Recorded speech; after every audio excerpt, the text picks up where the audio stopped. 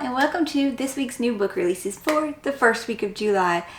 This one does feel a little bit smaller, but already looking forward into next week's. There's a lot of fantasy next week to make up for this week's slightly smaller one, I think. So we still have an interesting roundup though, and one that kind of technically came out 2 days ago, but it wasn't mentioned on last week's list, so we'll mention it on this week's.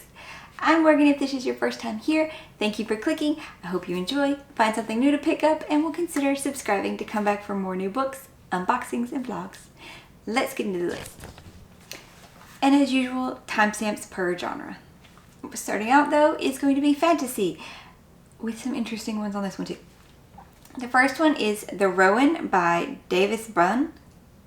Prize-winning investigative writer Valentina Garnier loves a good story, so when she learns that CIA Director Agnes Pendelon wants her to travel to Kushnar Island on Russia's easternmost province, she jumps at the chance. Top scientists, political aides, CIA agents, and even the vice president's daughter have made mysterious trips to the island in recent weeks, and all have come back changed. When Val arrives in Kushnar, she is mesmerized by a magical rowan tree and its leaves that turn to golden threads encircling the visitors. Something incredible and transformational is happening in front of her, with the CIA determined to hunt down this unknown force, and everyone affected by the rowan is a new battle for the future of humanity about to commence. The next one is called Of Stars and Tides by Lachlan Blake. So this one, the ebook is set to come out on the 8th, but then the paperback is coming out on the 12th from Barnes & Noble's website. But Amazon doesn't have that listed, so I'm not sure with this one. Also, I don't remember if there was an audiobook connection or it's just the ebook is coming out on the 8th for both of them. And let's see. Geminis have been outlawed for over a century until her. On the night of Casey's 21st birthday, she realizes a terrifying darkness is lurking inside of her, waiting to emerge. When she is taken by a group of zodiac demigods with magical powers, her entire life turns upside down. She learns her rightful place in a deadly prophecy and in the war that could either save them all or destroy them all. Will Cassie be the last hope for the zodiacs, or will she become their worst nightmare? Hero Stamos is in the line to become the next Archeron of the New Orleans arena. He's the perfect soldier, the best demon slayer, and the strongest Leo of them all. But when Casey comes into his life, she threatens to ruin everything he's worked for, and Hero might just let her. In a rivalry against prophecies, war, love, and darkness, what is the cost for survival? So not many reviews on this one yet, though some positive feedback.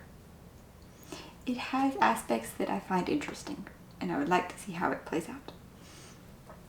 This next one, though, I have heard lots of good things about, and this is a grimdark fantasy called Sons of Darkness by Gaurav Montani. This was published, I think, only in India, maybe India and the UK last year, but now it is getting wider publishing here in the US. And the link that's going to be down below, though, is for the Broken Bindings hardback special edition, because their cost was actually cheaper than what Amazon was going to sell the hardback as when it comes out. The ebook, though, is being released right now, and then later this month is the hardback release, at least from Amazon. Like I said, Broken Binding, it seems like you can already buy their special edition copy. But very, very good things being said about this one. Some ballads are inked in blood. Bled dry by violent confrontations within the Magadhan Empire, the Mathuran Republic simmers on the brink of oblivion. Senator Krishna and his third wife, I'm not going to say it, have put their plans in motion both within and beyond the Republic's blood-soaked borders to protect it from total annihilation. But they are soon to discover that neither gold nor alliances last forever, and that they are not the only players on the board. Maddie, pirate princess of Klingya. If this is your first video, here I will butcher most of these names, and I'm sorry for it, but there's just no helping it. No, kitty.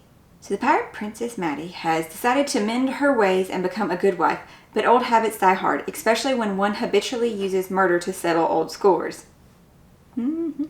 Beautiful and brooding Karna hopes to bury his brutal past, but finds that destiny is a miser when it comes to granting second chances. Hero turned torturer Shanuki limps through the path of daggers. Meanwhile, his foes and woes multiply, leaving little time for vengeance. Their lives are about to become yet more difficult as a cast of sinister queens, naive kings, pious assassins, and ravenous priests are converging on the Sons of Darkness. Are converging where the Sons of Darkness is prophesied to rise, even as forgotten gods prepare to play their hand. Lots of good reviews have come from this one, especially if you are a fan of the Grimdark. Next, we have a historical mystery called In the Shadow of the Bull by Eleanor Kruns. In a world of goddess worship and sacred snakes and sacrifice, human jealousy, resentment, and betrayal still run wild. What? Okay, continuing. Maybe it's just I put the emphasis in the wrong spots. Ancient Crete, 1450 BC. When her sister Arge drops to the floor in a convulsions and then dies at her wedding, 15-year-old Martius is a young poet and bull leaper in training, is certain she was murdered. The prime suspect is the groom, Sarus, a barbarian from the Greek mainland, but when Arg's shade visits Martis, swearing Sarus is not her murderer, Martis vows to uncover the truth. As Martis begins asking questions, she discovers that while her sweet sister Arge may have had no secrets, many of the people around Martius certainly do. But if the murderer is not Sarus, then who is it? The Egyptian lady who frequents the docks? One of Martius' other sisters? Her father? Or someone entirely different? Martius is in a battle against time to save her sister's shade from internal unrest and uncover the killer before they strike again. So it's definitely an interesting concept in a very old time period. Not the sorts of stories we normally see from ancient time periods. Then we will move into thriller, which we have two. One, the honorable one, because it technically came out on the 1st, which was Saturday. It's an odd day. But yeah, that's Doomsday Match by Jeff Wheeler. In this one, a vacationing family becomes pawns in an ancient ritual designed to bring about the apocalypse. A prophecy has waited for 5 centuries to be fulfilled. That time has come. Sacrifices will be made. Let the games begin. When Jonathan Roth and his family are invited by their neighbors, the Beasleys, to join them at a luxury retreat in Cozumel, who can refuse? It's the perfect winter getaway, relaxing on the beach, gourmet food, sightseeing, and free accommodations. But if it sounds too good to be true, it is. Villa Sara de Kokomo, owned by the mysterious tycoon Jacob Kokomo, is a more isolated compound than a private resort. Armed guards patrol the jungle perimeters. Red flag number 1. Pictures of previous guests long disappeared adorn the walls. Creepy. There are whispers of something coming called the game. But even in the sweltering heat, the Roths feel a chill, and the fear that they haven't been invited to Villa Sara, they've been lured. But for what purpose and to what end? From the ruins, a death cult is reborn. A prophecy to bring down Western civilization is being realized. As a legendary blood sport is engaged, the Roths themselves may need to call upon ancient powers if they're to survive, escape, and save the world from annihilation. And then we have a crime thriller. This is technically a sequel novel to The Shadow by James Patterson, and I think it was just James Patterson, but the sequel is The Circle of Death, and that's him and also Brian Sitz co-writing there. And this is based off of an old radio show, I think from around the 1930s, or it takes place in the 1930s. In this one, it's The Shadow versus the end of the world, nothing more, nothing less, as it's a doomsday type situation. It sounds interesting. I will give it that. So the sequel comes out this week. Then we have Suspense with The Nail Salon by Natalie Trombini. Definitely, if you do think this sounds interesting, go check out its trigger warnings though. In a world where appearances are everything, you can't trust anything. In a pristine suburb outside of London, everything and everyone is perfect on the surface. But then one of their own, an innocent teenage girl, goes missing, and DCI Sue Fisher and her team start to investigate the secrets and lies of an interconnected web of bored housewives, cheating husbands, and disaffected teens. Now, as the veneer of perfection starts to chip away, dark secrets rise to the The dark secrets rise to fell the mighty, and a community is brought to its knees. So very, very small description. And then we have fiction. The first one being The Housekeepers by Alex Hay. Mrs. King is no ordinary housekeeper. Born into a world of con artists and thieves, she's made herself respectable, running the grandest home in Mayfair. The place is packed with treasures, a glittering symbol of wealth and power, but dark secrets lurk in the shadows. When Mrs. King is suddenly dismissed from her position, she recruits an eclectic group of women to join her in revenge. A black market queen out to settle her scores, an actress desperate for a magnificent part, a seamstress dreaming of a better life, and Mrs. King's predecessor with her own desire for revenge. Vengeance. Their plan? On the night of the house's highly anticipated costume ball, set to be the most illustrious of the year, they will rob it of its every possession right under the noses of the distinguished guests and their elusive Harris host. But there's one thing Mrs. King wants even more than money, the truth, and she'll run any risk to get it. After all, one should never underestimate the women downstairs. I guess she's more after the truth, but I mean, she wanted to be seen as honest, and she wanted to be this and this. I get you don't know why you were fired, you're upset about that, but then to turn into the con artist people that you were trying to be respectful against, I don't know. Moving on from there, though, we have The Librarianist, which word in Google Docs wanted to tell me that that was not a word, but The Librarianist by Patrick DeWitt. Bob Comment is a retired librarian passing his solitary days surrounded by books and small comforts in a mint-colored house in Portland, Oregon. One morning, on his daily walk, he encounters a confused elderly woman lost in the market and returns her to her senior center that is her home.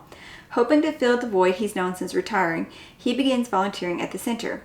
Here, as a community of strange peers gathers around Bob and following a happenstance brush with a painful complication from his past, the events of his life and the details of his character are revealed. Behind Bob Comment's Straight Man Cascade is the story of an unhappy child's runaway adventure during the last days of the Second World War, of true love won and stolen away, of the purpose and pride found in the librarian's vocation, and of the pleasures of a life lived to the side of the masses. Bob's experiences are imbued with melancholy, but also with a bright, sustained comedy. He has a talent for locating bizarre and outsized players to welcome onto the stage of his life. And our last book of the week is Sunshine Nails by Mai Nguyen. Vietnamese refugees Debbie and Phil Tran have built a comfortable life for themselves in Toronto with their family nail salon. But when an ultra-glam chain salon opens across the street, their world is rocked. Complicating matters further, their landlord has jacked up the rent, and it seems only a matter of time before they lose their business and everything they've built. They enlist the help of their daughter, Jessica, who has just returned home after a messy breakup and a messier firing. Together with their son Dustin and niece Toy, they devise some good old-fashioned sabotage. Relationships are put to the test as the line between right and wrong gets blurred. Debbie and Phil must choose. Do they keep their family intact or fight for their salon? It says it's a light-hearted, urgent fable of gentrification with a cast of memorable and complex characters who showcase the diversity of immigrant experiences and community resilience. Well, this week's list was just a tad bit shorter, but there's so many that I'm seeing that are coming out next week that look exciting and I want to tell you guys about, so make sure that you come back next week to find it. But I do hope maybe you found something from this week's list too that you might want to pick up or add to an ever-growing TBR pile. I feel ya, that's like most of mine, right? And if you did like this one though, maybe you'll check out some of my other videos, like this past weekend's unboxing video or the July TBR video to see what we're reading this week. And I just hope you're finding a fantastic day and reading a great book, and subscribe if you did like it. Thank y'all for being here, and I'll see you next time.